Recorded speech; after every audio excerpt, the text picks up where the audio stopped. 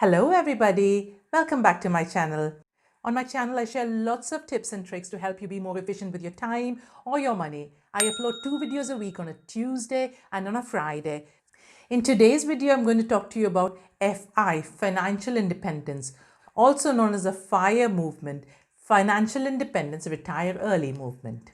There's a lot of FIRE enthusiasts over in America, and recently over the last few years, FIRE movement has taken over in the UK as well. The FI movement is mainly based on three main things. Number one, the FI number. Number two, the savings rate. Number three, low cost index funds. And I'll go through each of this in a little bit more detail. Firstly, what's your FI number? It's also known as the 4% rule, also known as multiples of 25. So this is the magic number you need to reach before you are financially independent. The FI number is based on the 4% rule, and the research article linked to the 4% rule I'll put in the description box below. So based on this research, if you have an investment pot of a certain size, you can withdraw 4% of it annually and almost never run out of money. This research has shown that 95% of the times you do not run out of money. So to work out the size of your investment pot, you need to reverse this 4% rule and make it 25 times a certain number to almost never run out of money. And this is your FI number. And to find out the FI number specific to you and your household, you first need to know your monthly expenses and then times that by 12 to make it your annual spend, and then multiply that by 25 to get your FI number. So for example, let's say as a couple, you'll need £2,500 to live comfortably at retirement. The amount you need at retirement will be less than what you need now. You would have paid off your mortgage and hopefully your children would not be as dependent on you. So your monthly expenses will be less than your monthly expenses currently. So this £2,500 times it by 12, that is £30,000, that is your annual expenses, and then times that by 25, and that is a reversal of the 4% rule, and you get £750,000. So a couple that needs £2,500 to live comfortably every month will need an investment pot of at least £750,000. If you need less than £2,500, say for example, if you retire and live back in India, you probably wouldn't need £2,500 every month to live. So then your FI number will be less. And if you need more than £2,500, your FI number will be more. Your investment pot can be either in your pensions or your ISA or property or any other investment vehicle that you choose to have. I think it's very good for every family to find out their rough FI number because sometimes you don't know what your future holds or where you will retire eventually. But if you have an FI number, you have a rough idea of how much you'll need as an investment portfolio before you even think of retirement. But I would highly recommend you to see a financial advisor before you hit retirement so you know you have enough money to have a comfortable retirement. Obviously, it's very good to have a financial planner as you're building wealth as well. But these days, there's a lot of free information on the net. There's a lot of books that you can get this information from without having to pay for a financial planner. But before retirement, I believe it's crucial to have financial planning.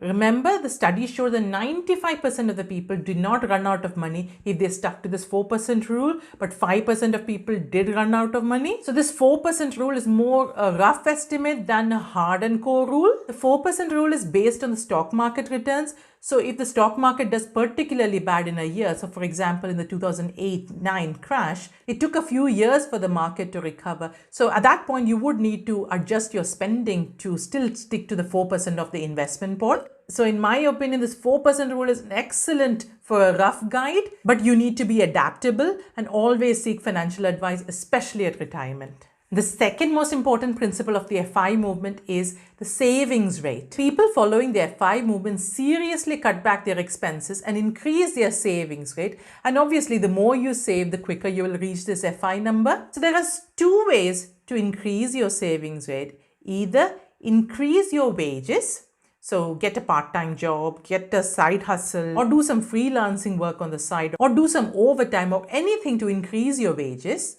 And the second way to increase your savings rate is to decrease your expenses. So look at your bills and see where you can cut back. Look at making a budget and sticking to it. See where you can cut back on your food expenses. See if you can get a little extra cash back on your spending, whether it's with the websites or with the credit cards. On my channel, I have a lot more tips on cashback apps and cashback credit cards and things. So have a look. We've all read things like this in the news that the 40-year-old is retired to sunny Spain and never needs to work again. And it's because they have a higher savings rate and save much more aggressively. Here is a chart. It shows you the savings rate and the number of years you'll take to retire. So if you save 10% of your wages, you'll take 51 years to retire. And with a 20% savings rate, you'll take 37 years to retire. And if you increase your savings rate to 50%, so if you save half your wages, you can retire in 17 years. And the more aggressive you are, the quicker you can achieve FI. I don't know about you, but I find it extremely hard to save even 20% of our wages. I believe you need to balance your vision of the one day with the here and now. I believe the journey to retirement is as important as the retirement itself.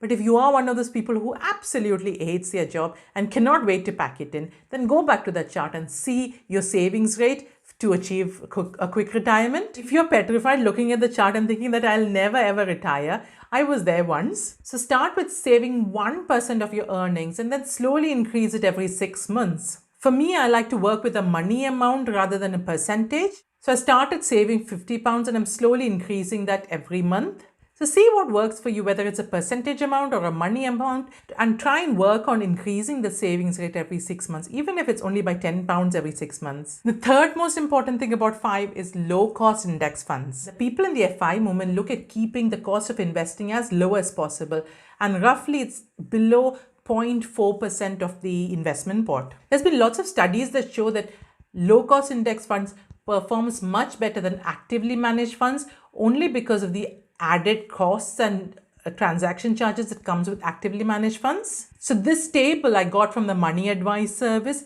I'll put a link to this page in the comment section below if you want to go and have a read yourself. So with a one-off investment pot of £10,000 and just a 0.75% difference in the charges, there is nearly $3,500 difference between the two investment pots at the end of 20 years. So you can see clearly how charges eats into your investment pots over the long term. There are many platforms that have low cost index funds. I personally use Vanguard. Vanguard has the lowest charges in the UK, but they have only Vanguard specific funds. So they're not open to the whole market. If you want to be open to the whole market, another platform you may want to look at is Fidelity. I will cover index funds in another video. If I include it in this video will be 3 hours long. So I'll cover it in another video. Let me know in the comments below what you're going to look into next, whether it's your FI number, or 2, whether it's going to be your savings rate, or number 3, low cost index funds. I hope you've learned something about the FI movement today from this video. If you've liked today's video, please give me the thumbs up like button and share this with your family and friends. I'll see you again on Tuesday with a time saving tip. So for that and more, subscribe to my channel and hit the bell notification icon so you never miss a video again. Before you go, you may want to check out these other money saving videos of mine. Thank you very much for watching me today and stay safe. Bye-bye.